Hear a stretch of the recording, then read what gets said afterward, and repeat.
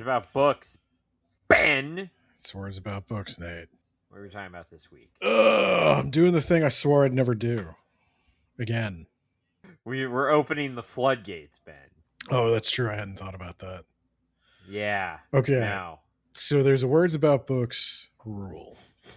I have a rule that I don't want to cover stuff with like less than 100 reviews. We've done it in the past. It's really shown me like it's surprising how much of an effect like a podcast I think nobody listens to could have. And a lot more people listen to the podcast now than did back then. And you know, we tend to make we make fun of books. It's like a pseudo comedy podcast, and so that's a review. I was like, I don't do a lot of indie stuff unless it's pretty firmly established. But I got an email, and I don't know if this person had ever listened to the podcast, but the vibe I got from the email that made it stand out from all the other emails we get is that it seemed like this one was written by a person. We get a lot of emails that are like, do you want to interview so-and-so on your podcast for this amazing new book that's coming out about... Yeah, this is the part that's going to get us... The history of New York's Upper West Side. Is like, yeah, because that's what we do here, right? Like we cover... Yeah. We interview authors all the time who aren't John Bierce. Yeah. And we promote their books. So this person asked not for an interview, not for like any of the weird form letter stuff. They asked for a review, which made me think, well, maybe they at least know what this is about. And they described their book. And as I was reading it, I was like, oh, this sounds familiar. I don't know if...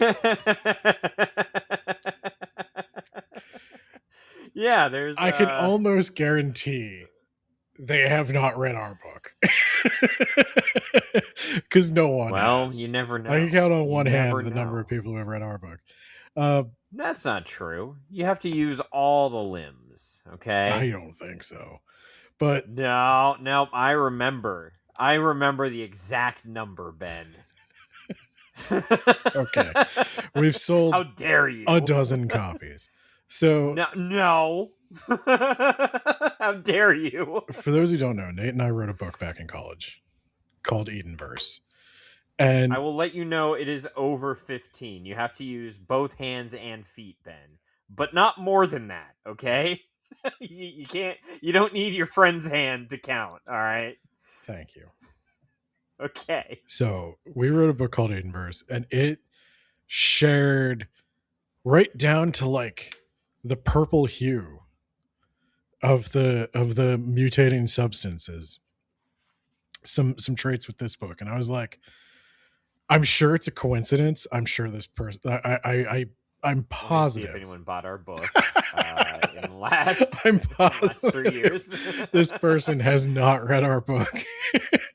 Oh my God! What if he's the guy who just said boring, boring, boring and left us 1 star? Then he has played. What if he actually did read the book after all? He has played a long con, and he has succeeded because I'm talking about it now. So of course the person I'm talking about, you've seen the title, is Enrique Ventura, and his book is The Biome. Now, Enrique Ventura is a video game designer and a tech artist.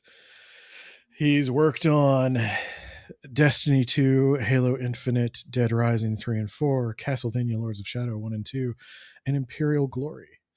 And those are usually the things I get in the emails, is like they tell you to do like your blurb about all the stuff you do. And I was like, well, Nate, you like Halo. I mean, that's kind of a mean thing to say, but okay. So I decided we're going to take a chance. I'm going to read The Biome. It's just too many stars are aligning for me to not be at least curious about this book. And the cover art is really nice. The pitch was good. So here we are. We read it. We're doing it. I am being a little cautious because there's not a lot of reviews out yet, and I don't want to put my thumb on that scale any kind of way. Yeah, so anyone else who thinks that they should reach out to us to read your book, no, please don't do that. Well, watch what happens here and see if you want that same experience. Yeah, okay. You have to prove that you listen to this episode. I am going to start asking people if they've ever listened to an episode. On one hand, Nate, I wouldn't mind doing a little bit of promotion for indie stuff.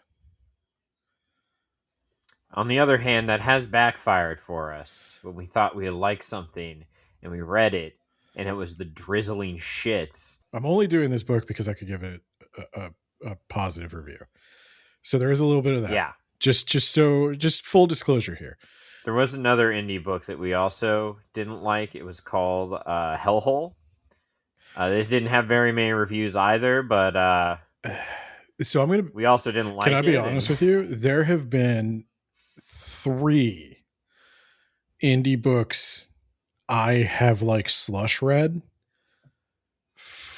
thinking I would do them on the podcast if I liked them.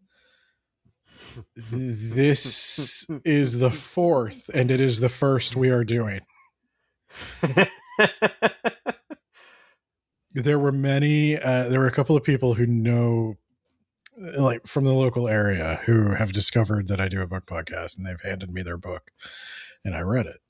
And none of them were that one guy who wrote the Shepherd or whatever. No, I never found him. Yeah, we don't know what happened to him. I never found him. But yeah, so I don't know. I mean, if you want to try your luck, I'll read your book. But like, I'm going to be honest with you. If it doesn't appear on Words About Books, just assume Ben read it and hated it. It's kind of like it's kind of like that though. Like if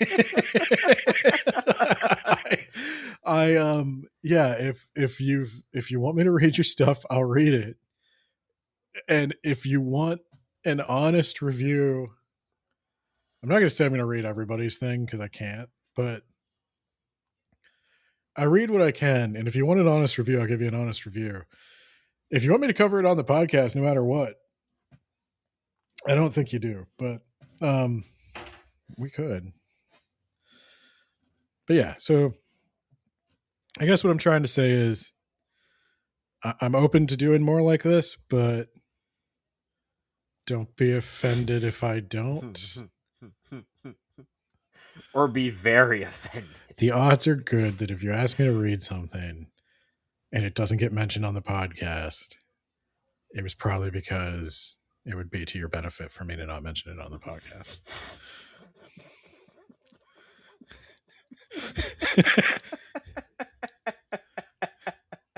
If you can handle that kind of rejection, by all means, send me your stuff. And I will take that challenge.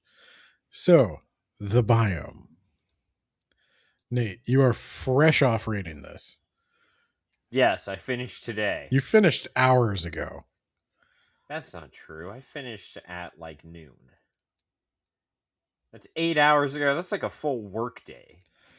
That's an entire sleep cycle. So, this is a brand new book.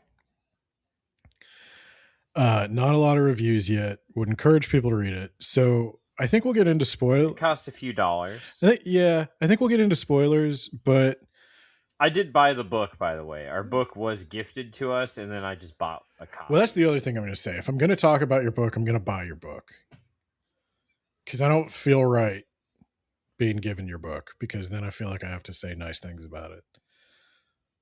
But if I give you money, I feel like, you know, I'm okay. If you want to insult me, I would appreciate it if you paid me $3 first.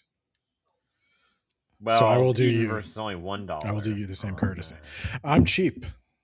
You can review Edenverse all you want. Yeah, but you have to actually read it, you coward. So I'm going to give you sort of the back of the book for the biome. Oh, okay. Okay. You want me to just jump in, but that's fine. I don't want you to jump in because I want to give a little bit before we get into spoilers. Okay. Normally we don't care about spoilers, but because this is so new and we want people to go out and get it.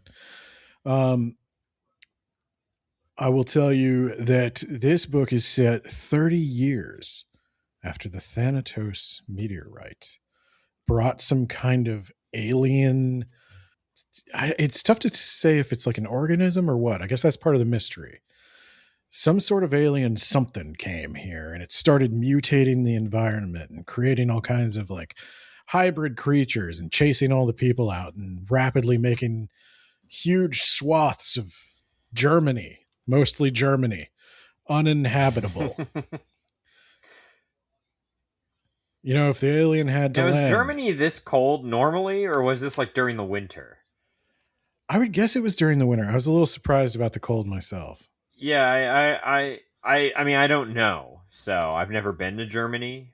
I want to at some point, but I assume it's not like freezing most nights. So I assumed this was during like autumn or winter, or it's probably in the book and I just overlooked I it. was surprised how much of an issue the cold was, and I was gonna say like, oh, maybe this person doesn't live in a cold area. They're from Canada, though. They know. Maybe everything just looks like Canada when you've lived there long enough. I mean, they're from the nice part of Canada, but I mean, that's where most of the people are from. Most of the people who live in Canada are actually further south than the furthest north tip of the continental United States. yeah, but I'm talking about like Vancouver. That's I'm big into that, like Seattle, Pacific Northwest. I went to Seattle once. It was very disappointing. Really? Yeah, I was shocked. It was the least enjoyable part of our honeymoon trip. Weird. Well, okay, but what are you comparing that to? Disneyland and Las Vegas. Oh, wow. Really? You liked Las Vegas better than. Well, I mean, I just went to hang out with friends. I didn't actually do much like gambling or anything. But that was more fun than whatever the hell we did in Seattle. Regardless, this meteor has a sense of irony. They're starting the invasion with Germany, a country that has never invaded not anyone. known for not known for invasions. So ever. It's invading Germany. A lot of countries did invite them, though. It's really weird. Just a lot of them. Humanity has managed to halt the expansion by building like giant walls around the entire area that the biome has taken root in. And these walls, I picture them as being like the wall from Game of Thrones, but concrete, which is probably not physically possible. Why not, Ben? I think it would collapse under its own weight. You just stick a bunch of rebarb in there. I mean, honestly, the wall from Game of Thrones isn't possible, and that's still cool as shit. So Yeah. But regardless, a private paramilitary organization called Shard manages the biome. And their goal is to they're pretty cool, right? Research it, find a way to eliminate it and get that land back to humanity. Hell yes. I'm on board. These sound like great people who would never use that research in any sort of negative way or do anything wrong. Just a good old fashioned ma and pa corporation, mercenary multinational corporation with mercenaries organization, and Yeah, what could It's go just like wrong? Blackwater, you know. It's just Yeah, locally good old sourced, fashioned mon pa, locally organic, sourced farm to farm to table table. mercenary organization. And our main character is I was going to say like plucky young, but like I think plucky young-ish, trending towards middle age scientist. She is an exobiologist. She has predicted all kinds of things about the biome. Everybody loves her or hates her. Is that what we? Yeah, yeah, That's key. That's one of my complaints. But yeah, one of the cool things about the yeah. book, People turn on her real quick, or or turn they'll toward do her. anything for her. Yeah, you know what? Fuck my family and my job. You're my family and job now. At You this, want me to throw myself in this prison cell? You got it. You got it, I did boss. like that guy. that you know what though, I did laugh at that one because that guy, that was the He shows up later twice. You're like, what? I didn't realize you were going to be important. he's not God. important really. He's just there. He is one of the most important, Ben. Okay, we'll talk about him. But how dare you? The main character is named Alara Stern, and she is going to make contact with whatever is at the heart of the biome, and her mission is going to shift from eliminating the biome to saving the biome. Now, the biome, have you ever seen the movie or read the book Annihilation? I've seen the trailers. You've seen the trailers. And it looked really cool. And then I never followed up and watched it. Annihilation is an incredible horror movie. I am a bookman. It's one of then read the book. It's it's one of the only instances I could think of like cosmic horror done right on screen. There are very few. And Annihilation gets once it. we get our movie deal for Edenverse, that could be us. Now, still waiting for that call 10 years later. the one interesting thing is the biome is a lot like the forest in Annihilation, where like everything is it's like the forest from Annihilation. It's like the color out of space. It's that. Well, that's an insult. Well, it's that sort of alien wavelength or something's like radiating out and it's mutating all the animals and everything, and it's making it impossible for humans to live. And so there's the horror of losing your house in this economy. There's the horror of the environment becoming increasingly hostile to you, but then there's also the horror of you yourself succumbing to the mutation. Well, the environment is becoming increasingly hostile to me. So yeah, so it's a timely fear. I almost think I would rather have a bear monster charge me than to realize I don't have water. Okay, the bear monster from this, sure. The bear monster from Annihilation, hell no. I don't know what that is. I will show you the bear monster from Annihilation after this. But for this, it's a little bit more fun action sci-fi than Annihilation. Annihilation is kind of horror. Oh yeah, that looks horrifying. Oh, have you heard it? That's what's horrifying. No, but I will. It's got like an exposed skull. No, it screams like a woman. Okay, a woman doing just what? A woman's voice comes out of its mouth. Okay. So it screams like a woman, so it like lures you towards it, and then you like a hot woman or like I don't know, man. That's when you're in the Annihilation Forest, that's not the question you're asking. So this is more action sci-fi. It's not horror.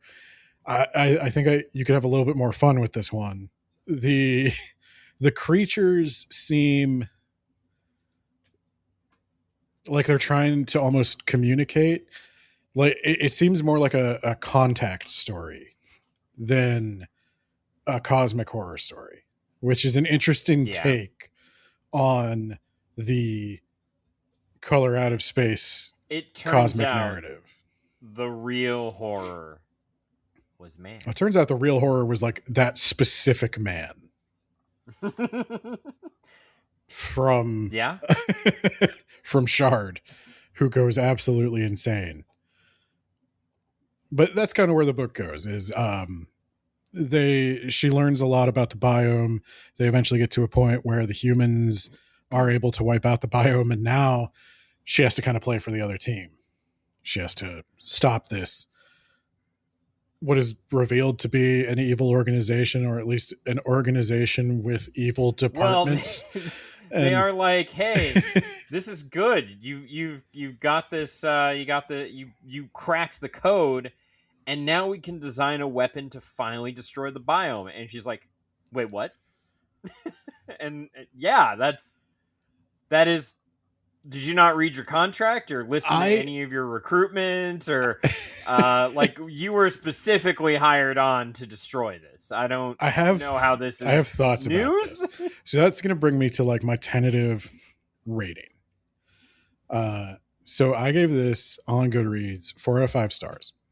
Yeah, and real quick, Ben. Yeah. I need to mention what you said to me, and that this was about as good as Edenverse. It's in the realm of Edenverse. I think it's in the realm of Edenverse. And then I was like, oh, so you think Edenverse is 4 stars? And then you saw I gave Edenverse 1 star. Yeah, exactly. You think that's why we haven't succeeded? Yeah, Ben. It's my review of Edenverse. Your review of Edenverse. Well, you finally admit. If I also, you probably also, after reading real 1 and 2 star books, you probably were like, okay, yeah. Well, so Edenverse isn't that. So that's the interesting thing I was going to say is the book has flaws. I think you would notice them right off the bat, and I'm not going to pretend they're not there.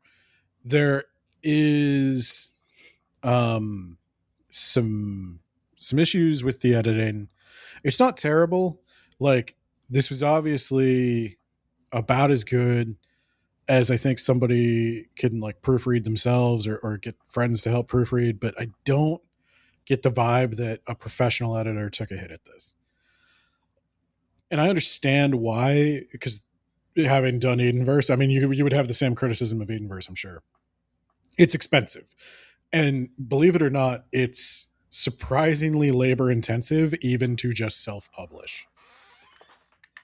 Unless you're just going the extrasensual perception route.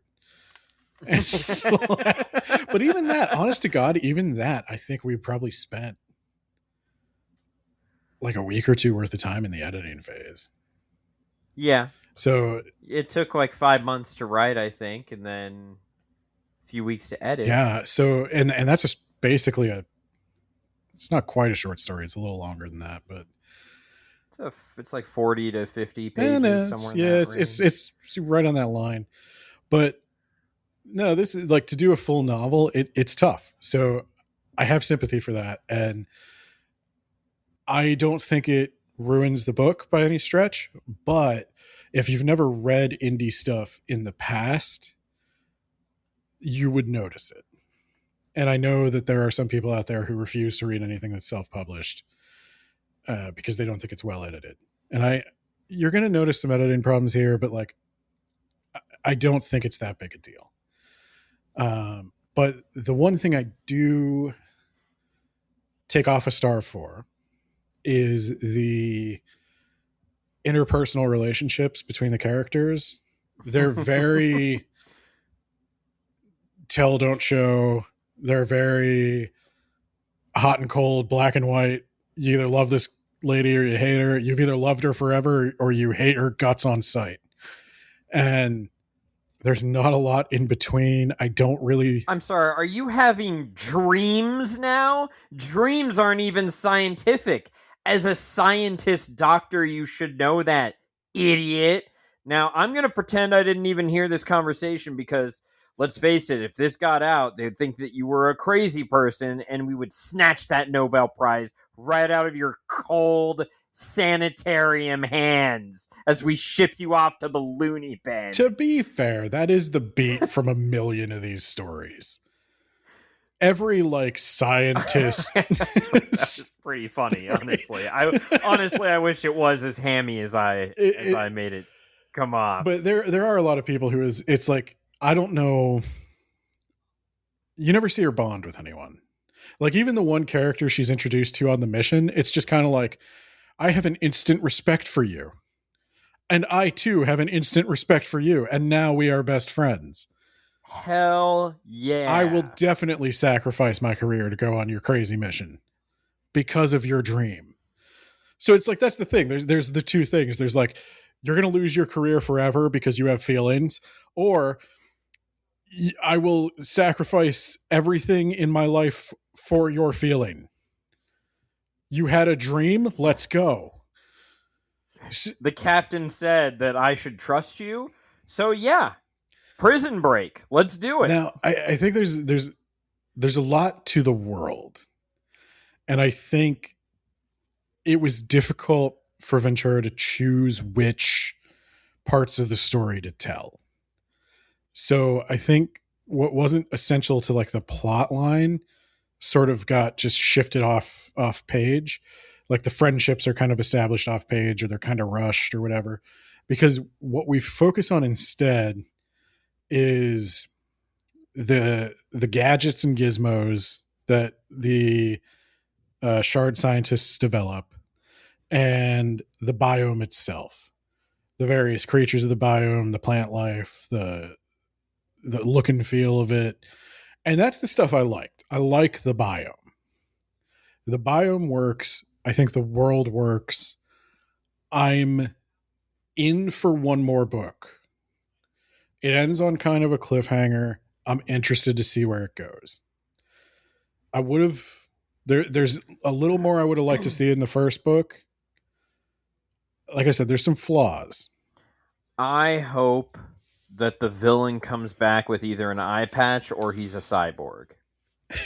I hope that is going to be funny. I don't know what's going to happen with that.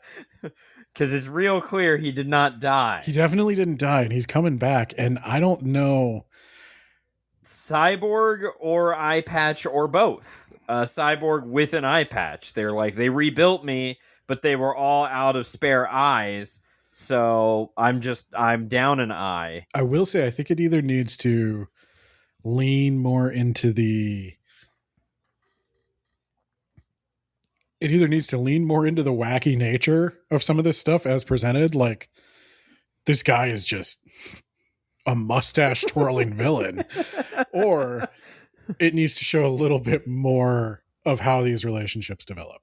So that's my piece before we get into spoilers. If it sounds interesting to you, that Color Out of Space, Annihilation, I saw on the description that Edenverse, put that right up there. If you're the one person who was longing for Edenverse Part 2, you're probably going to get Part 2 of this before you get Edenverse Part 2. But I saw it compared to The Martian. I don't really see The Martian in it. The science isn't quite. I've never read The Martian. Well, the science isn't quite as detailed as what I understand The Martian to be. Yeah, Project Hail Mary had a lot of science this is not that. Yeah. Also, there isn't anyone who both eats and poops out of the same hole in their body, so it's not like Project Hail Mary. Good to know.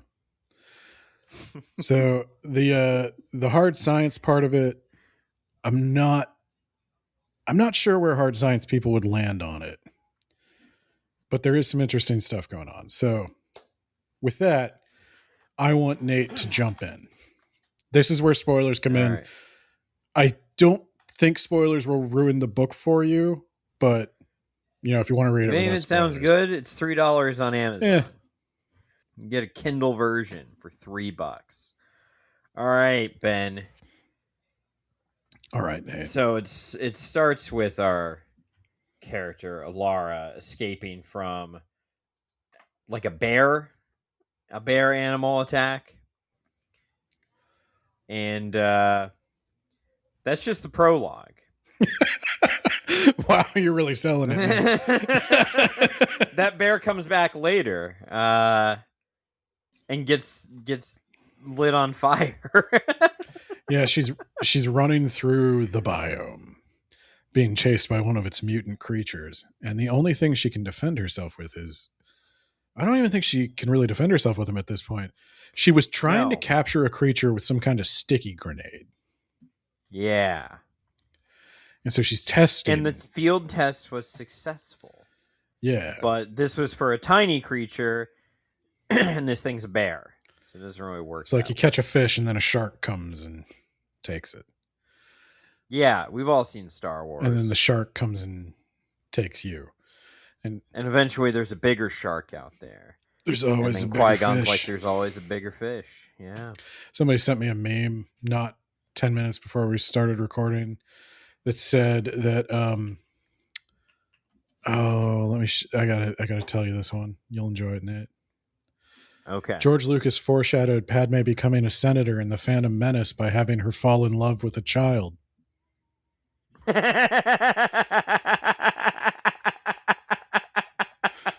God damn. So she's running. She's running. She makes it back to the compound, and Indiana Jones style, she slides in right as the they're not like I guess it's an airlock. I guess it's literally an airlock. The airlock doors close, and she's like decontaminated. And all the scientists are like, "Oh yeah, you've done it again, Alara, my best friend forever." Damn right. So we've got a new mission though. They're in a briefing. This is a few days later. So there's a creature called a spreader. It's a big old creature, and they seem to spread the biome. Like where they go, the biome expands. And normally, there's a bunch of them, like together. But there's a weird one over here in insert name of soccer field. I think you're obligated to call it a football stadium, but as an American, that does feel not right. Yeah. Soccer field. The pitch. As an American, you don't often feel like you have a culture until somebody calls a soccer field a football stadium. So, yeah, there's a lone spreader over there. That's weird. So we're going to go investigate. Maybe we'll get some samples. Maybe we'll collect some data. Anything we can get. This might lead to some breakthroughs. And by the way, I'm your captain. How do you say his name? Joichiro. So I'm your captain, Joichiro. Obviously, my leg's jacked up. I can't be on that mission for you, but selected someone. My second in command. She hasn't been out there, but she's the best soldier ever.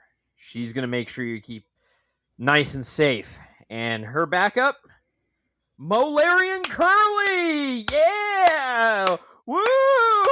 They're going to make sure that this mission goes sideways from some dumb shit. Let's do it, boys!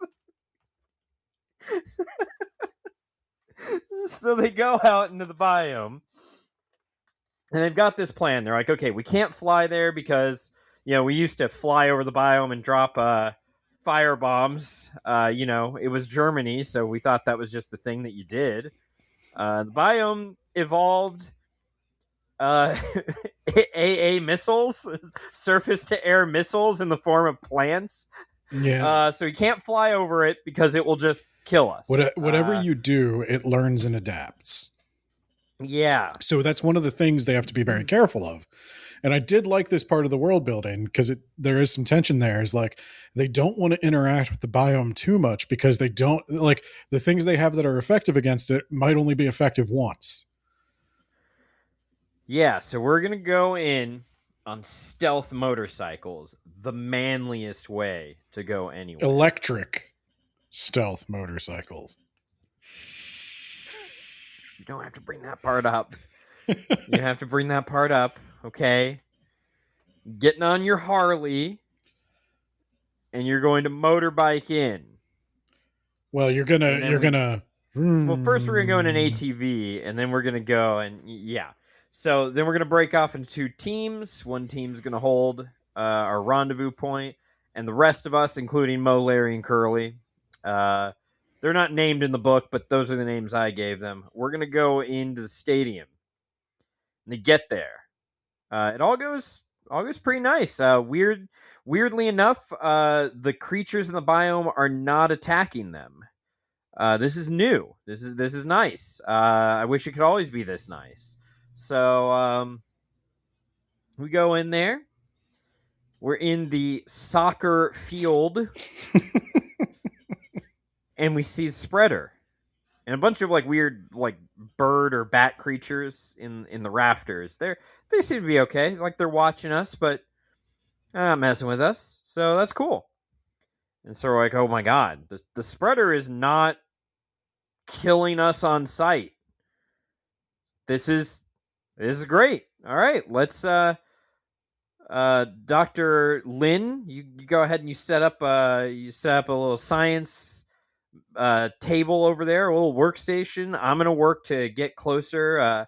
Oh my god, there's eggs. That's completely new. All right, let's get some data. I'm gonna spend the next several hours slowly walking towards it, and then waiting until we're best friends, as you do. And you can grab some samples. And what are the soldiers gonna do? They're gonna stab antagonize plants. the wildlife. They're gonna antagonize the wildlife.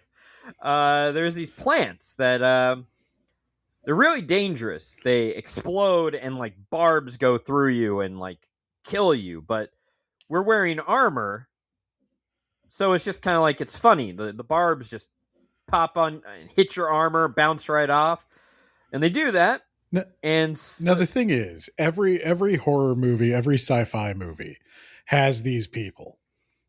Yeah. That just like it should be obvious to anyone what's going to happen. And I wanted to ding the book for that until I remembered like every movie I've ever seen, where there's these people, and they think it's so funny, haha, that they kick a plant or whatever, and it shoots a bunch of barbs that can't get into their armor. And then they kick it again. And this time it doesn't shoot the same barbs. It shoots acid. Acid splashes right off the armor.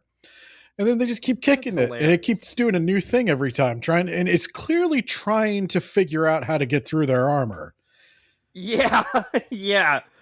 Finally, there's a really shiny one. So Celine actually comes over.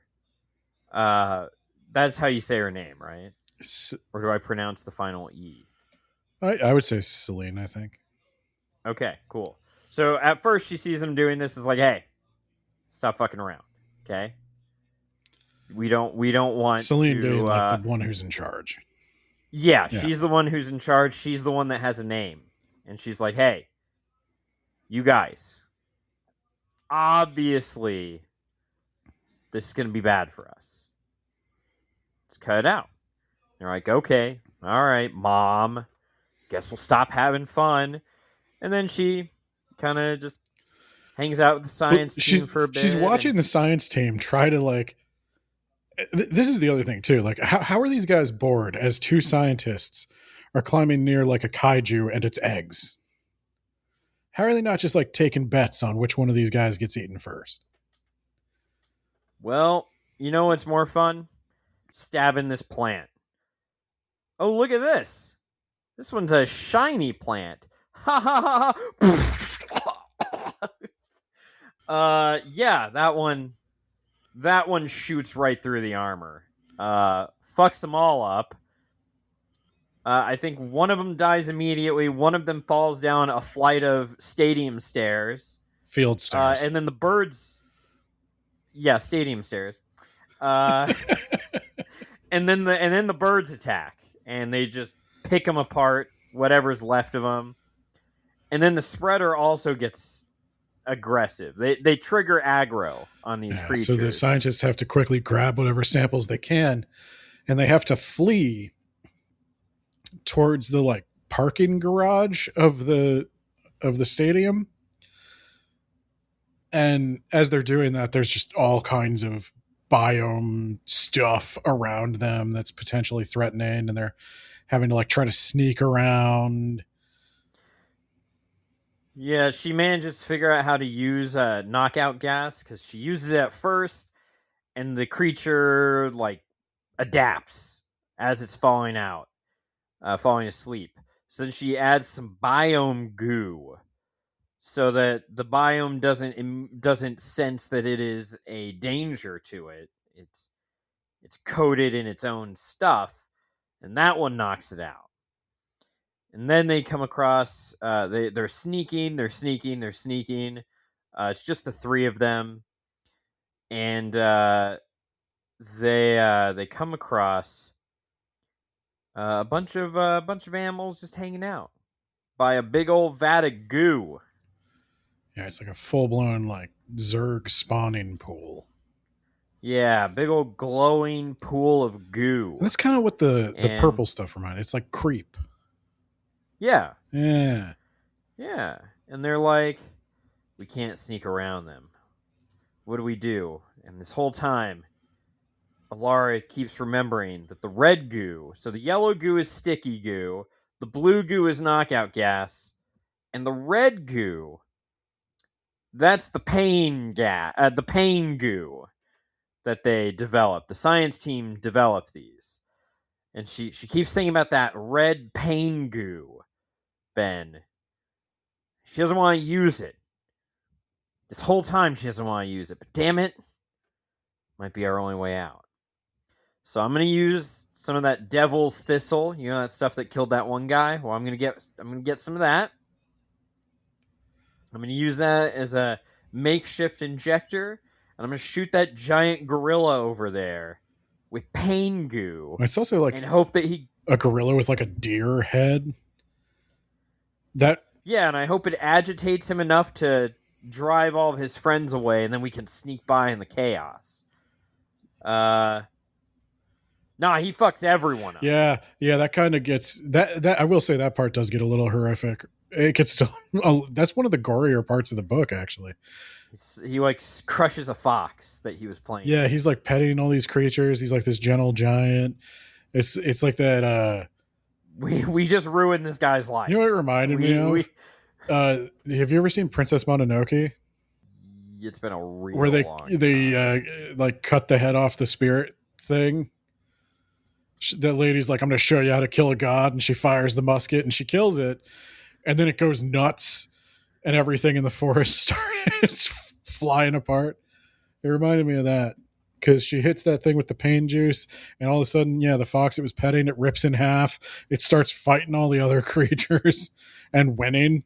It's just single-handedly taking out everything. Yeah, they were hoping to sneak by, and it is actually too good at killing, and it kills everything, and then it spots them, and they're like, well, that was a big whoopsie. So she's going to go load more of the sleep stuff, and it recognizes, like, you did this to me.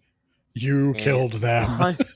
Yeah, it punches the shit out of her into the pool of goo. And she's like, I can't get out. I'm drowning. And I think she says her heart stopped. She drowns. But she's under for like 6 minutes. Yeah, the goo resuscitates her. It does chest compressions. Yep, keeps the heart beating. And when she comes out of the goo, she's kind of part goo now. Yeah. No one else has ever been gooed like that. Oh, and the creature's been knocked out. They shoot that full of tranks. She comes up and her assistant's like, are you okay? And she's like, I think I'll be okay. I think my heart might have stopped, but it's beating again. And we all know that means it'll probably beat forever. And that checks out. Let's get the fuck out of here. And yeah, they're like, wow, you were under for a really long, like brain damagingly long time. She's like, it feels like a couple of seconds. Something was saying help. Was Yes. that you guys or like? No, you weren't. Okay. Well, that's weird. I'm sure that was nothing. Let's go. It was probably the fox. Well, I mean that fox was super dead. You hope. Yeah. No, we should probably go and double tap, right? I don't think you can. You think it would adapt? Would it just grow back No, legs? I mean, I just like, instead of just like bleeding out. It just adapts being dead. Well, it's like, just slowly like, dying. quick. That's why I said, like, you've created a situation where a bunch of animals are suffering because you shot them with the suffering juice.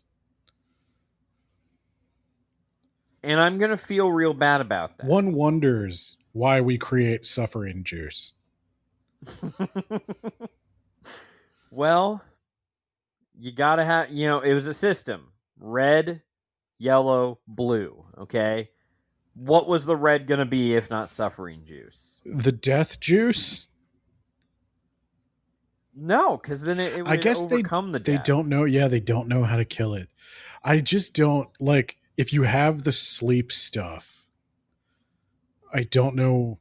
It's like, you know how when you're trying to find non-lethal ways to manage wildlife, and you have the option of loading your trank gun with PCP, but you don't. Because shooting a rhino full of PCP, there's just never an ideal situation for that. We needed to clear the field, and we didn't have enough tranks for all of them. But if you had less pain juice, you would have had more tranks. Well, we left most of our tranks behind in the soccer field where they play soccer. You guys need to get like a backpack. Yeah, that would have been ideal. Anyway, they get back to base, and she starts having weird dreams about a location she's never seen before in Germany. Why you say it like that? I don't know why I said it like that either. Yeah, it's I mean, it's obviously some real place in Germany that neither of us know about or have been to. Also, they're in the Oktoberfest part of Germany, right? They're in Bavaria, so like I especially don't know anything about it. Yeah, they got some good pretzels and beer. I know the Oktoberfest stuff. I know nothing else about it. Lederhosen. They've got a pretty sweet inheritance law in Crusader Kings 3. Okay. Okay. So you can build tall. Okay. And that's why the biome landed there. Yeah, you want to build tall. You want to get rich. Start your civilization there, yeah. Riches and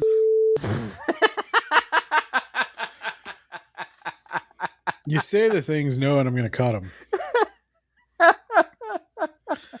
The way you talk on episodes that you're not editing is like totally different. Yeah, it is. Oh, someday we'll have to do a supercut just for Patreon. Anyway, so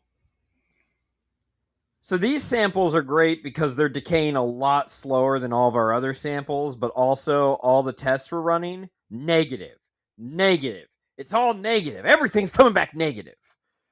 But then Alara's like, I've been having some weird dreams, and also I've been having some weird thoughts because of those dreams, and like, maybe, man, it's the EM field that this goo generates. That's how it talks with itself. That's also how it adapts. And if we do this pitch and frequency and whatever, and now they can basically alter its genetic coding by shooting EM fields at it. Yeah, she basically, her insight is that, like, what if the biome is not a bunch of organisms mutated by an alien contagion? What if it's a network facilitated by this, I forget what they call it, the biomass or something? Yeah. What if it's this purple They stuff? probably she probably shouldn't have said that the biomass was like neurons before this revelation, because I thought she kind of already knew this, but this was a revelation. Yeah, I guess yeah, she. So they start playing with the EM frequency, and they eventually like brute force communication to trigger adaptation Yeah. in the biome life. So we have two pathways we can go now. We can study all this so that we know like how do we trigger specific mutations, or let's just kill it all and let God sort it out. I mean, I was I was hired on for the killing thing. I Anyone else? I mean, it was in my contract that my specific goal was we're going to deliver chunks of Germany back to the German government, and we would get paid per acre or whatever. That was my understanding. We were here to murder things, but well, there's an interesting thing. She already has a weird relationship with like corporate because there's a guy who shows up. You'll have to remind me of his name because the Orion, Orion. yes. Because the thing I remember most about him is that he wears like maroon suits, like Jordan A Peterson. burgundy suit. Yeah. Yeah. He shows up and he's like, I'm a corporate hard ass. And then they're like, well, fuck you. And he's like, oh no, I'm actually an okay guy. Then explain that outfit. I bought a suit. You seen it. Now it's covered in mud. This town doesn't have a 1 hour cleaners, so I had to buy a new suit. Except that the only store you could buy a new suit in has got the flu. You get that? The whole store got the flu. So I had to get this in a secondhand store. So it's either wear the leather jacket, which I know you hate, or this. So I wore this ridiculous thing for you. You on drugs? Yeah, so she's like, "Oh, he's just some corpo guy. He only sees profit and all this stuff. We're scientists. We're pure. We're whatever. You know, we're about the knowledge, the discovery. We're Star Trek. Knowledge. He's Disney. Soon enough, Disney will own Star Trek. Yeah, we can only dream. And then Picard can be in the Avengers. he can meet Professor X.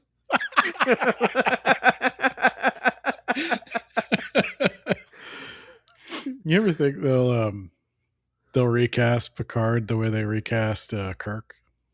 Yeah, with Chris Pine. I'm sure they will. Yeah, but like who's it will be who's going to be the young older Chris Pine when he loses his hair? He can be Picard.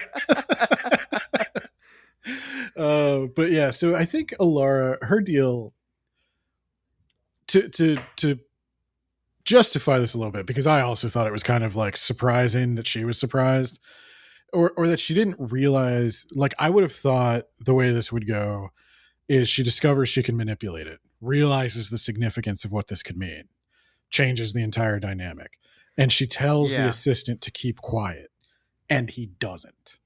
That's how I thought it would go. But instead, she seems to fail to realize the implications of what she has just discovered and who she has just discovered it for. And she goes on to like, yeah, everybody finds out, and then it rapidly gets out of control. The only thing I could think to justify it is I think she is less than 30 years old. The event happened 30 years ago. So like maybe she didn't consider that the status quo would change. Like this biome has just existed for as long as she has, and she didn't conceive that like she could change it. Like she could be the catalyst for something to change. That, or she was like, maybe we should at least learn more about this before we destroy it forever. Well, yeah, and that was the other thing. It was like, you know, what's the rush? Yeah, we just figured out how to win. We're good. And it's like, well, okay, you don't have Angela Merkel breathing down your neck, okay? 90-year-old Angela Merkel.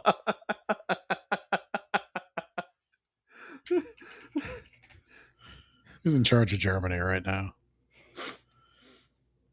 Friedrich Merz. It's just not the same. It's not the same. It's not the same. We need George W. giving her awkward back massages.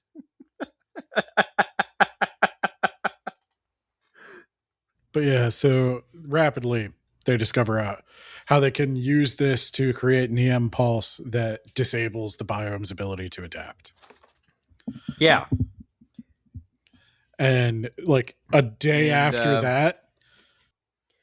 Well, first she goes to her supervisors like, hey, I had this dream about, and this is the scene where she's like, a dream? You fucking idiot! How dare you? Well, here's the thing. So I was in the goo. I drowned in the goo. And I thought I heard, it wasn't like language, but it was like the concept of help. That could have been anything. Came into my brain. And then yeah, you were probably thinking that you needed help because you were drowning. That's when I realized that I had been totally immersed in this like EM thing. And that's when I realized that like, oh, we could use the EM to communicate. And so like there is actually some communication happening here. There's some breakthrough. You just achieved a breakthrough. We're good. We'll get you the Nobel Prize. No worries. But what if there's an intelligent alien life? There's not. What an intelligent alien life based on what? I'm insulted you even think such a thing exists. What if it communicates by evolving life? It can't possibly do that, and you're stupid for even believing it could. Man, I really thought you'd understand. I understand that you're losing your mind, but don't worry. I won't tell anyone because your career would be over if I did. Well, if you really think I'm losing my mind, do you still want me in charge of the project? Absolutely yes. Okay, I guess I'll just continue to work after this awkward conversation between us. Yeah, and I'm going to also position myself to be in your space as often as possible now. Just like watching you. Looking at you. It feels like you could just fire me. No, this is better. And then I kind of wonder, is the reason they don't just fire her? And this would be like where I said, I'm willing to give it a book too, because there's some questions I have that I was interested enough to want answers to. Is like, there seems to be a competing research effort from the UN, but because it's the UN, it's underfunded and powerless. What? The UN being underfunded and powerless? What are you talking about? Yeah. They fought in Korea. Okay.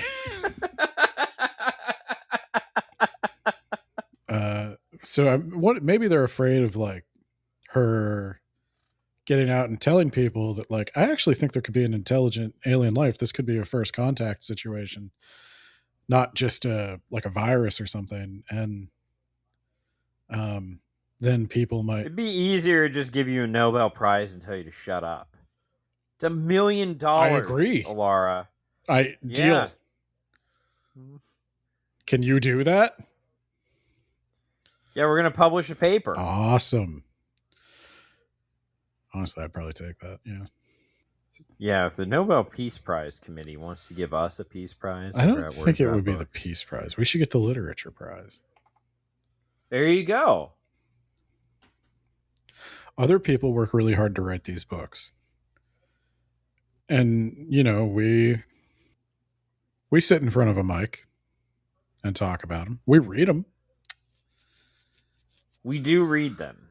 This is true. Surely that's worth something. $1 million, perhaps. Yeah. So anyway, Lynn is no longer an important character. He'll keep. Alara is going to plan an expedition in secret, but he's not going to be part of it. She's like, all right, I need Joichiro. I need Celine on my team. And she goes to the engineering people and she's like, I know I need to plan a secret expedition over to... All right, cool. That was easy. And Orion shows up and he's like, I accidentally got an email about some really bad top secret weapons shit, like the Umbrella Corporation or something. I saved copies of that. That's going to be important later. But I'm not going to tell you that. Anyway, I did not sign up to be part of the Umbrella Corporation. I'm a huge Resident Evil fan, and I did not sign up to be part of the Umbrella Corporation, Alara. We need to stop this. Perhaps with the help of an alien. I hear you've been having dreams.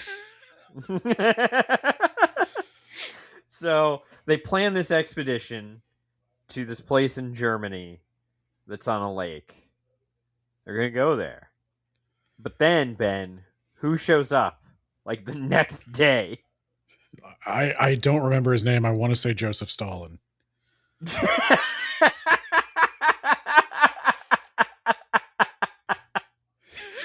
Oh, God. Jensen.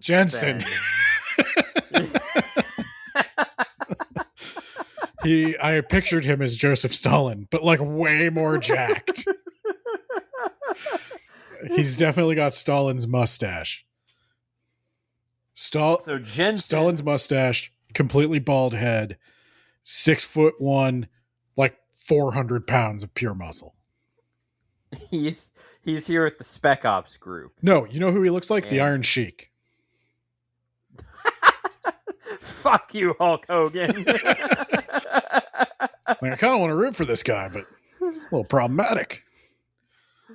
So he is here to test out the EM generators because we're gonna do a field test. And she's like, yeah, we're not ready for a field test. And it's like, don't worry about it. We're just gonna kill something, just a little bit of that murder. What's the worst that could happen? We could all get murdered. Yeah, well, we're not gonna. So we go in, we fire up the old engine. We've got this thing mounted on a truck bed, and we start testing it on the biome. First, they mess around with some frequencies. I'm like, okay, yeah, that's cool. Then they go ahead and they use it to jam the ability for the biome to adapt. Which and they also jams its ability to communicate, which also gives Alara a very real migraine.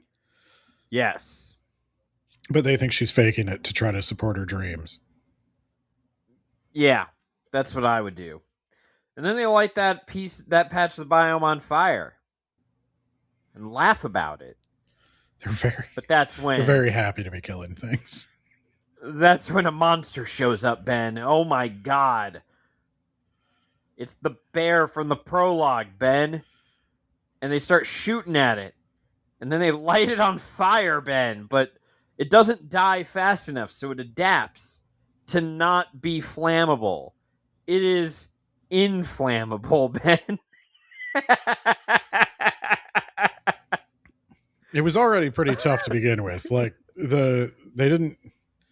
some of these creatures are not going to go down to like conventional weapons, which I guess is why they have the flamethrowers. But yeah, you should have brought like a rocket or something. Like you can't do a slow, steady death. You got to kill it quick.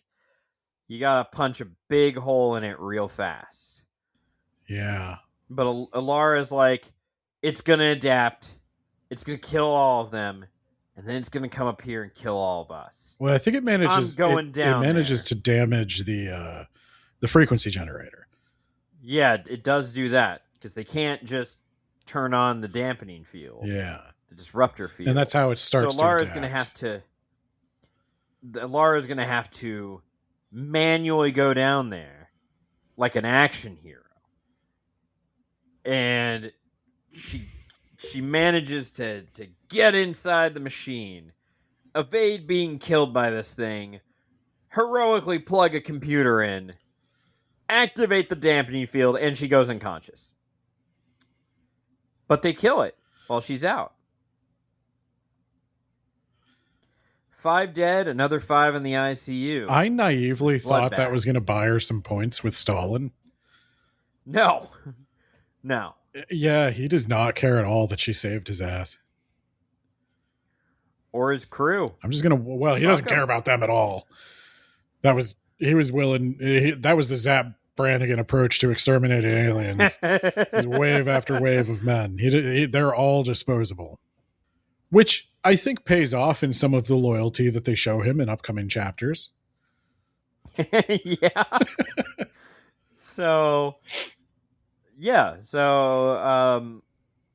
they're like, yeah, well, good news and bad news, Lara. Good news, old Orion, he's managed to sneak in your project to the board, so now it's officially sanctioned mission, as long as no one looks at it too closely.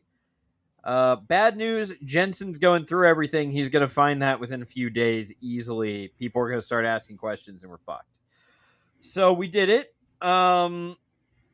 We got to get going. And Lara's like, I'm going in like 2 days. Or I'm going tomorrow night or whatever. Once I heal up from this migraine and unconsciousness, I'm getting out there. I've just got to tell my wife. Yeah, I'm going to quickly tell my wife that I love her, and I'm going to not be coming back. I'm going to be doing something extremely dangerous because of a dream I had. And you're just going to have to trust me on this one, babe. And I know, in the past, you've been pretty bad at keeping a secret. I'm going to real quick just go to this New York life insurance policy. Keep talking. You're gonna do what now? She should not. I can insure you for $10 million because your profession and how much money you're making now. Yeah. Anyway, go on. The funny thing is, I as a married person myself, I thought of this, and I was like, if this situation were applied to my own marriage, it would 100% be Shy calling me. Yeah. And obviously, Shy being like, I'm going to go on a crazy mission because I had a dream. And I would be like, Shy, don't do that. And she'd be like, I swear to God, if you narc. like that. I would. Have you ever been kicked so hard your kidney ruptured? I would be in quite the pickle there because it's like it's finally happened. Shy's finally gone off the deep end. Needs to be stopped before she kills us all.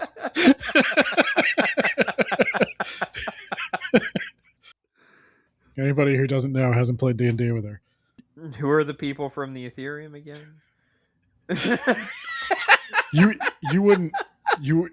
had to be at the one table the last time we played with my in-person group where she picks a fight with the entire city guard after they had been like super accommodating to us and everything. Why? Because we were interrogating this red mage of Thay, who are evil, famously evil. And they let us interrogate him and we got answers. And I was like, okay, let's get out of here. Screw this guy. And Shy starts beating up the guards and breaking him out of jail. And we all just like, everybody else had already left the building. And Shy looked at us at the table. She's like, wait, were we not saving that guy? What? And the DM's like, do you want to take it back? She's like, nah. Let's see where this goes. Oh my God. That's but she swears that she pays attention. She can listen to you while also playing with this other thing over here. It's a fun time. But yeah, no, I was like, yeah, that would be me. Because initially I was annoyed with May. I remember May's name for some reason. Yeah, May Narks. Yeah. May calls the supervisor. Yeah, they find out and she's like, oh my God, it was that weirdo in the burgundy suit that betrayed us, wasn't it? And he's like, actually, no, I'm right here. I was here according to plan. It was May. I was even trying to call you to warn you. Yeah, it was May. She narked. Did you tell her you had a dream and you were going to go risk your life based on that? Because like the first person I think maybe should have heard you out, but like May had a point. I don't like that she's a narc, but I was mad at May in the moment, but as I took some time to like zoom out from the situation, You were the May. I realized I have often been May.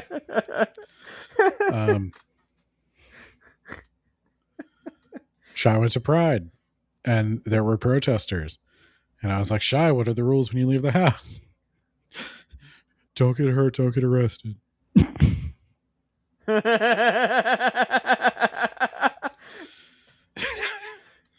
It's interesting that you have to review that. But Well, because Shy keeps going places where there's protesters and, or counter protesters. So yeah, she's in jail, and now I thought like they've got this cloaked camo tech, so like it'd be cool if he just like hid some weapons in the cell. But no, what happens is they're like, all right, here's a plan. I'm gonna call that guard in. We're gonna jump him and beat the shit out of him. Celine's like, that could work. I instantly respect you. Hell yeah! All right, so that's what they do. They're Orion is like, hey guards, we need to bring these prisoners upstairs to talk to or whatever. What's your name? It's Fred. All right, that's cool. Come on, Fred. Let's go grab these prisoners. Judo chop. And Celine gets him, and he's like, and then she's like, drop it. You know, we're getting out of here. And he's like, oh yeah, no, fuck these guys. Joichiro said I should trust you anyway, and like that Joseph Stalin, never been. Does anyone else think he looks like Stalin? Is anyone else getting like major Stalin vibes? Like, so if I had wheat, he'd take it. It's for the greater good, Ben. You just don't understand because you're starving to death. Yeah. It's for the greater good. Yeah, no, Russia's been a real powerhouse ever since. It was for a little bit.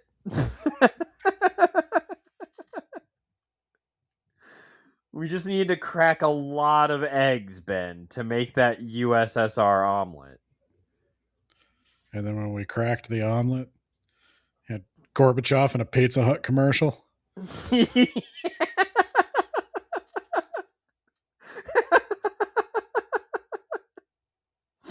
Oh, that's awesome. that's when we knew the Cold War was over. It was truly over then. Yeah, that's how we knew we won too. Yep. All right, so they get out. They go back to the machine bay for the second time. They were just arrested in the machine bay. Pretty sure they can get out this time. Open the hangar doors. All of the soldiers are there. Well, we should have seen this one coming. Fuck! How did they know we would be back here? And they're like, "Hey, we're here to arrest all of you, including you, Orion." He's like, "Shit! Why my me? plan was to just stay here and pretend like I was coerced or something, but they got my phone logs. We really made no effort to hide this whatsoever, did we?" Well, that's okay, Shit. because I'm Mr. Magooing my way out of the lab with a couple of canisters of oh no juice. And the scientist. Yeah, one of the engineers drops a vat of sleepy gas, and then in the confusion, a bunch of sticky web, and they just drive away. So they're like, okay, Jensen's going to be on us. It'll probably take him a few hours, but once he's on us, he's going to be on us. So if he activates that thing, the entire biome is going to send everything it has against him. Really, he's a problem that will just solve itself, but we got to get to that source. And then they were like, wait, he thinks that we're going to the core, but we're not going to the core. So we just have to beat him to this like fork in the road. I did think that was kind of interesting. An interesting way to like set up that final thing where the brain is not at the crash site. It is some distance away somehow. Yeah. So they drive through the night. They find a displacer beast. Just me? I know. It has to be, right? It has to be, He's a game 100%. designer. He knows that. Yeah, it's definitely a displacer Yeah. beast. Surprisingly, it does not fight them though. Then they make it to a hospital, and they hole up for the night to keep warm and to not be out when the really bad nighttime predators are out. And in the morning, they realize Jensen's he's like close. I don't know how close because it was in kilometers, and I don't do kilometers. Closer but than if it were close in miles. enough that's a problem. Yeah. Yeah. So they're like, "Shit, we gotta go," and so they're like, "But he's gonna like he's within visual distance at this point." All right. And Alara is being damaged by the thing's been activated. And they're like, well, we gotta shut that down because we don't know if there is any sort of like safe distance for her. And Selena's like, all right, I'll go shut it down. And Orion's like, no, she's gonna need you more than she needs me. True. I'll do it with these grenades. So 3 ATVs, again, Edenverse. 3 ATVs are coming up on them, and Orion throws a grenade. And it explodes into blue mist, and he throws the second grenade. It's sticky. But these are also able to adapt with their human brain, and they just drive through it before it can activate. The same thing did not do it do the trick twice. He's like, all right. Wait a minute, this is too weird. Why would just one guy be out here? And he notices, like, he notices the shimmer of the stealth field. He's like, wait a minute. That's where they are. This is a diversion. All right, we're going to go ram them. You 2 ATVs, stay back. Go get that guy. That burgundy suit wearing fuck. He's probably still in the burgundy suit, right? Because he had to leave without preparing. Yeah. Yeah. So they go into the building after him. He's like, "Shit, I've got nothing but that red rage juice. I have an idea. Maybe this works on humans." And it does not. It does not. In fact, it's not like a cloud of red mist. It is. It settles down. It's like to the ground. Carbon monoxide. Yeah. I was thinking the same thing. Yeah, dry ice. Yeah. That's the word I couldn't think of. The Spec Ops guy starts laughing at him because he's going to go and he's going to climb this stairwell. He's going to go into the door with the burgundy suit guy. And he's going to rifle butt the shit out of his face. This guy is going to be eaten through a straw for the next few months. But then the vines attack. Ah! The vines have been enraged by the rage juice. And yeah, he waits for a couple of seconds and he just like hops around him. Sorry, guys. And he leaves. And he gets to the ATV and he's like, well, I've got this injector. It's not a gun, but I'm going to pretend it's a gun. And then he throws open the door and he's like, get on the fucking ground! Get on the fucking ground!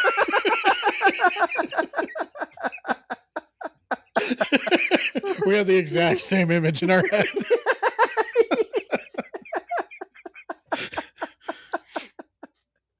And the engineer inside starts crying and peeing himself. And he's like, I kind of expected a Spec Ops guy. Who's the driver? And the driver's like, hey, it's good old Fred. How you doing? Oh, shit, Fred. What the fuck? I need to disable this thing. And Fred's like, yeah, dude. Fuck these guys. Fuck Bring it down from within, man. Yeah. You gotta eat weed? And so then the field is disabled. Alara gets up, and Jensen's ramming him. Jensen has a faster vehicle that diesel power. We need to bring diesel back, Ben. None of this battery powered bullshit, because what if you're in an ATV fight and you're in a battery powered ATV? You're not going to have the horsepower, Ben. So they're in a Cybertruck. he's in a Ford F-350. they're just, I'll tell you what, there's some advertising potential if this thing ever gets adapted.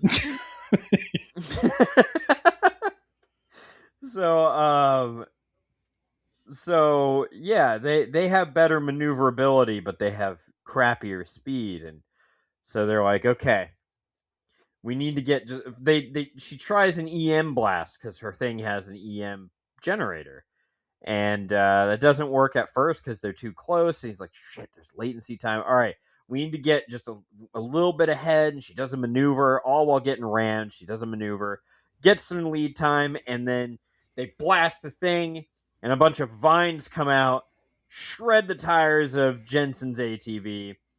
He gets out of the ATV and just stares at her. She drives away. I am picturing the Iron Sheik now. Fuck you, Hogan. You piece of shit. So yeah, they go on. And they go to that. It's pretty straight shot to the place. They come upon a harbor. They look around for some boats. Bunch of boats don't work, but then they find two that do work. And they drop both of them into the the lake. I had a giant problem with this, and I wonder if you have the same problem. So they drop the boats into the lake, and they can't get them started because naturally the fumes of the gas have evaporated decades ago. And Ilara's like, how are we ever going to cross now? And this is, I guess, where the Martian comes in. I'm going to have to use a bunch of weird biome chemistry to brew up a batch of organic fuel, biofuel. And they do all this weird chemistry, and it creates all this orange smoke that ultimately acts as a flare to lead the bad guys right to him. But the whole time I was thinking, use an oar. Paddle. Do you have a stick? Yeah, like that was my thought. Let's paddle. I'm not a trained scientist like you, Ilara, but I have been in a boat before.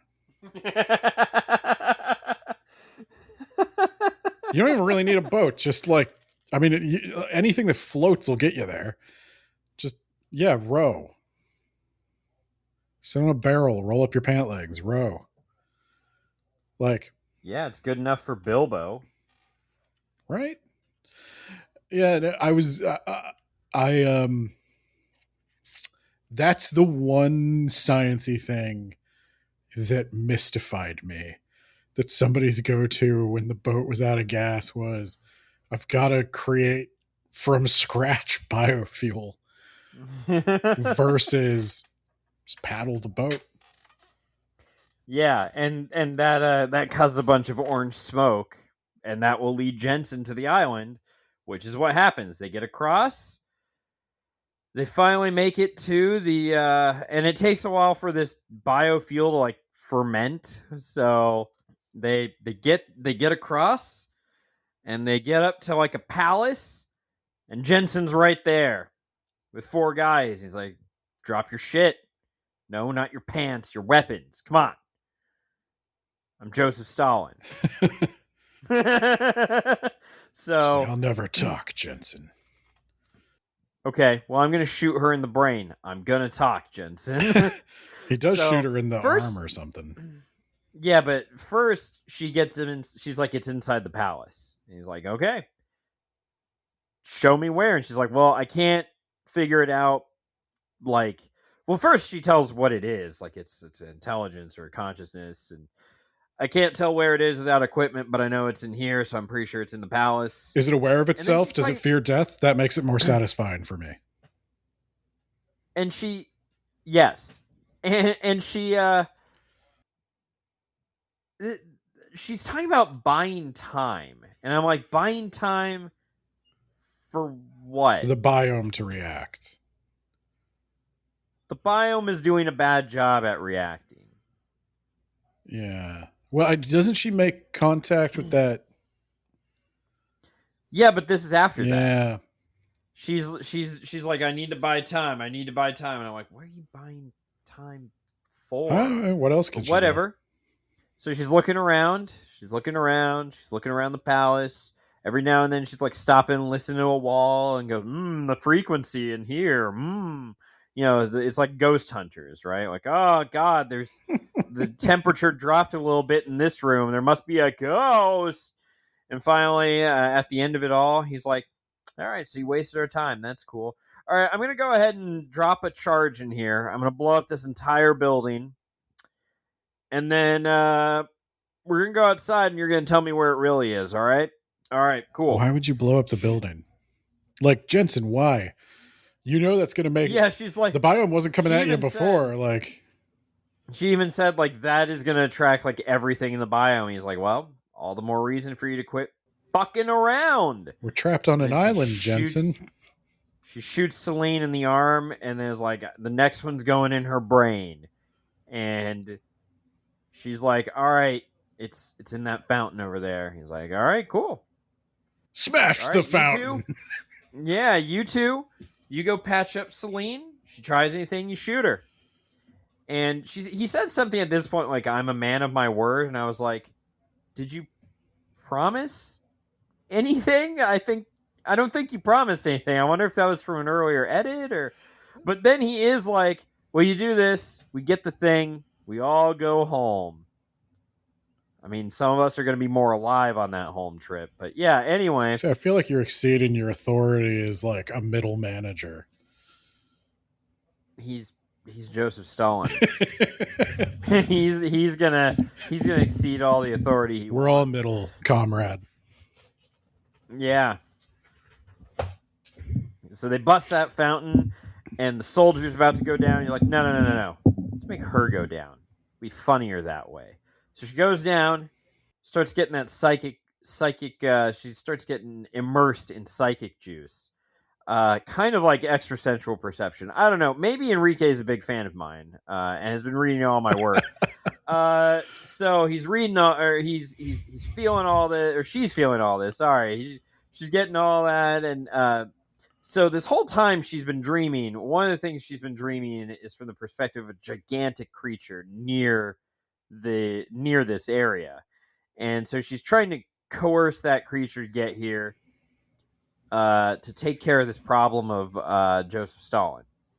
And the creature doesn't want to quite come this far, though. It's a little out of its way. And finally, Jensen fires a shot in the air to snap her out. And she's like, wait, I know what I need to do. Because she pricked herself and there's a little bit of blood. And she sticks her hand in like a crack to get the orb thing. The thing that was talking to her. And then she pulls her hand out and just shreds her hand up. Gets all that blood. And Jensen's down there now. Is like, get me the thing or I'm gonna shoot you in the brain. What is that sound? A giant fucking creature comes out. Splatters the one guy all over the place. And then Joseph Stalin starts fighting it. And she's like, oh no. What have I done? I need to put this genie back in the lamp. I need to put this toothpaste back in the tube. And I'm like, you could at least, let him kill this guy first, though, right? But no. Yeah, she doesn't want to be a killer. Like, he's down and on the ground. I'm just gonna psychically tell him like he's finished. Just leave. Why does Joseph Stalin have that injector in his hand? Oh no, the pain juice. Why would you shoot this thing with pain juice? It's just going to make him angrier. So now he's enraged. That was a whoopsie. Jensen is a frothing at the mouth lunatic. And, well, he manages to kill this thing because he dodges away out of an attack. And he recognizes that the thing is going to, like, open its mouth to, like, try and gnaw at him, and tosses a detonator, the one that blew up that palace, into the thing's chest. It explodes or implodes is how he described it. Whole chest gone, and the creature falls on top of Jensen. That then causes another detonator to activate, and she's like, oh shit, oh shit, oh shit. All right, here's what I'm going to do. I can't just run away. I can't just let this alien life be killed. So she starts telling the alien life, here's what that detonator is going to do when it goes off. And it feeds it all the data, and then that thing adapts to not be killed by detonators, Ben, and protects her. Meanwhile, Celine beat the shit out of her 2 goons. She comes back. She finds that she did try something. They did not shoot her. Yeah. And Jensen is presumed dead, but we all know he's coming back again as a cyborg or with an eye patch. Or half biome. Maybe they're you know what they're going to do to him. You know what they're going to do to him. That email that guy got about the super soldiers, that's what they're going to do to him. They're going to turn him into one of those Shy would be so pissed. The orcs from Fallout, super mutants.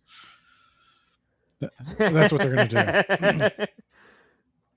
Does she know that Obsidian has taken over Fallout? She does. I don't know how she feels about it, but I don't know. We both like Fallout 76 though. So everybody. Yeah, that was Bethesda. Fallout 76, I think it got better. I mean, when you start out so poorly, you only have anywhere to go but up. Yeah. So yeah, we saved the day. Alara now works for the UN in the epilogue. Jensen, never been found, but he's going to be blamed for everything by Shard. The epilogue was a little too neat. That is one of my complaints. Is I would like to know what it looked like when Alara went back to the office. You're going to be fired, and we're going to sue the shit out of you, and we're going to put you in jail. Well, if you do that, I'm going to release this document to the press. Okay, well, counterpoint. You're fired, and please don't do that. Oh, well, counterpoint. My best friend is the biome. Get him! So, yeah. Just gonna mutate this whole thing. But yeah, no, I'm curious. I do think it wrapped up a little quickly because Alara was in quite the mess that I would just like to know how she got back to Canada or whatever. I want to know how Fred was there. What? Fred was there. Everyone likes Fred. Fred also had to roll back in a Jeep he stole after a bunch of people got beat up by vines. Yeah. It's Fred. Nah, but I'm curious about where it goes. I would like to know what the thing is. I want to know what's going to happen with the biome. I want to know what kind of weird super soldier Jensen comes back as. I'm interested. I hope he gets enough success with it to do a second one. But as his words about books tradition, we must now rubric. Okay. blog.wordsaboutbooks.ninja/rubric, Ben. Content and ideas, Ben. I would go with a 4. I would also go with a 4. The biome is solid. It's not exceptionally original because you can compare it to Annihilation, Color Out of Space. Yeah, because Edenverse exists, Edenverse, that's right. I keep forgetting. Can't be exceptionally original because we also did it. But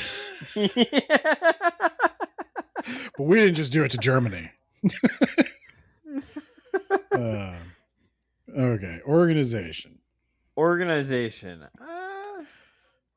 I'm kind of thinking of 3. I went for a 3. It's the pacing. It takes a long time between that first and that second expedition. It feels like it's also bizarrely fast paced, where it's the character interactions are all super fast.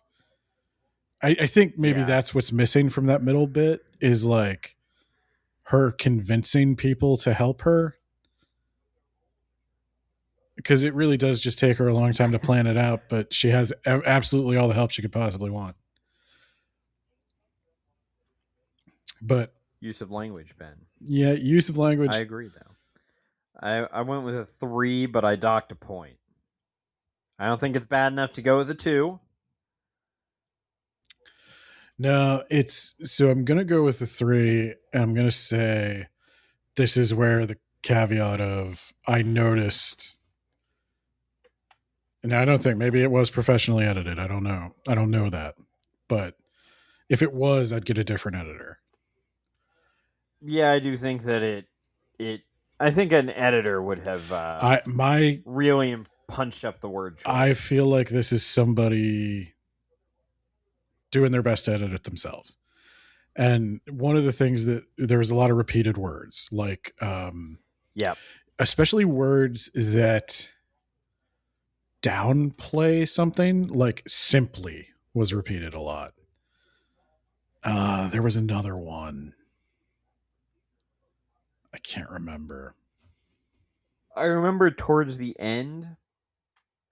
Oh no, it was scalpel and sledgehammer. The electric vehicle was a scalpel. Jensen's thing was a sledgehammer, but he used that just one too many times to where I was like, yeah. There's a couple of, and you get into that, like as you're writing a book, any of us has those go-to phrases that we like to use that we probably use too much, and it comes out in our writing, and it takes an editor to catch it, because if you edit a chapter at a time, you might not notice it, but somebody who's reading 3 or 4 chapters at a time is going to notice. So there were little things like that. There were a couple of missed grammar, missed words, but yeah. Sometimes people don't use contractions, but there were some times where it stuck out to me. There was one bit of clunky language, I thought, when Alara's talking to Celine, and Celine calls Alara friend. Like, she literally says, don't worry about it, friend. And Alara's like, friend? I was like, I don't know. That's just a weird way. Do people talk like that? Yeah, all the time. I've never had anybody call me friend. Now, this could be a cultural thing. I've never had anybody call me friend in a nice way. He came down the wrong alley, friend. Yeah, usually if I'm getting friended, that's not a conversation they wanted to have with me. But yeah, personal preference. I went with a 4. Recommendation strength. Generally pretty good. Recommendation strength. I think I went with a 4 with that too. I went with a 4, and in spite of the flaws, I would say it's a 4 if you don't mind reading a self-published book with some of the baggage that comes with a self-published book, like it's not professionally edited. Even with the editing problems, even with some of the other like relationship problems we discussed, I would still put this ahead of like 90% of the Star Wars books I've ever read. Yeah, I mean, like, there's a lot of stuff on the sci-fi shelf that I think this is at least as good as, if not better. And I think if you're intrigued by the concept and you don't mind giving something that's just a little bit rough around the edges a shot, I'd say go for it. And overall, I think that worked out to me to be about 4 out of 5. You gave it 67 points. I gave it 66. Okay. Well, with that in mind, if you are an independent author and you think you can put up with what just happened to this guy, go ahead and email me. If you tell me Don't email me though. if you tell me you've listened to an episode of Words About Books, Okay, the secret word is lettuce. Okay, Lettuce. If you listen to this episode, you need to put lettuce in your email. if you put lettuce in your email, I will 100% read your book. Words About Books pod@gmail.com. I will read your book if you subject line lettuce. All right. But who should we thank? Who makes this? Jacob Lansky, Ben, doing whatever the fuck he wants, motherfucker. Did he tell you to do finger guns? Yeah, Oh. and I'm doing finger guns. Okay. We've created a monster with Jacob. But I will thank Jamie, the Gravy Man of the If You Want the Gravy blog. He reviewed the Odyssey. I haven't read it yet because I think I will eventually watch the Odyssey. And maybe we'll talk about it here. I don't know. But if you want to read it, you should. I'd also like to thank Isekai Sensei Sama of the That Time I Got Reincarnated in the Same World as an Anime Podcaster podcast. Is an alien mutated biome an isekai? Is Edenverse an isekai? We could write volume 2. I would also like to thank John Bierce, actual author of The Wreck, Mage Errant, More Gods Than Stars, serializing now on his Patreon. And of course, as always, I would like to thank Spooky Shy with a Y, performing with Hyena Skits August 8th in Harrisburg. If you're around, check it out. With that, we're done. Okay. Bye. Bye.